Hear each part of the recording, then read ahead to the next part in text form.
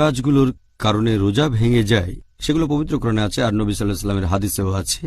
আল্লাহ পবিত্র কোরআনে বলেছেন, সূরা বাকারা অধ্যায় নম্বর 2 আয়াত 187, তোমাদের স্ত্রীদের সাথে সঙ্গত হও এবং আল্লাহ তোমাদের যা দিয়েছেন তা কামনা করো, অর্থাৎ সন্তান, এবং তোমরা পানাহার করো যতক্ষণ রাতের কালো রেখা থেকে সকালের সাদা রেখা স্পষ্ট না হয়। এরপর রোজা রাখবে, রোজা পূর্ণ করবে রাত না আসা পর্যন্ত। এখানে আমরা 3টা কাজ পাচ্ছি: খাওয়া দাওয়া, পান করার সহবাস। এছাড়া সহিহ হাদিসেও কিছু কাজের কথা বলা হয়েছে যেগুলো নিষিদ্ধ।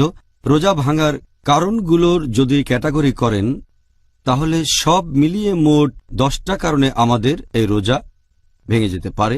এগুলোকে 2টো ক্যাটাগরিতে ভাগ করা যায়। প্রথম ক্যাটাগরিটা হচ্ছে যে সেই কাজগুলো যেখানে আমাদের শরীরের ভেতরে কিছু ঢুকাচ্ছি।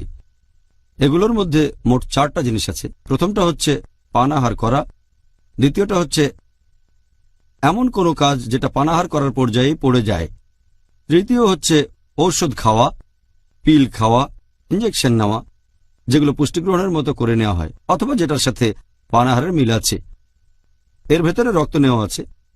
4 নম্বর, এটা অনেকটা কিডনি ডায়ালিসিসের মতো, যেখানে রক্ত বের করা হয়, বিশুদ্ধ করা হয়, কিছু পুষ্টিকর উপাদান দিয়ে আবার শরীরে ঢোকানো হয়। দ্বিতীয় ক্যাটাগরি, যেগুলো শরীর থেকে বের হয়ে যায়, এখানে মোট 6টা জিনিস আছে। 1 নম্বর হলো সহবাস করা, 2 নম্বর হস্তমৈথুন করা, 3 নম্বর হলো রজস্রাব, 4 নম্বর প্রসব পরবর্তী রক্তস্রাব, 5 নম্বর হচ্ছে ইচ্ছে করে বমি করা, আর 6 নম্বরটা হচ্ছে শরীর থেকে রক্ত বের করা, যেমন ইঞ্জেকশনের মাধ্যমে বা এই ধরনের কোনো কিছু। তাহলে সব মিলিয়ে এই 10টা কারণে আমাদের রোজা ভেঙে যেতে পারে।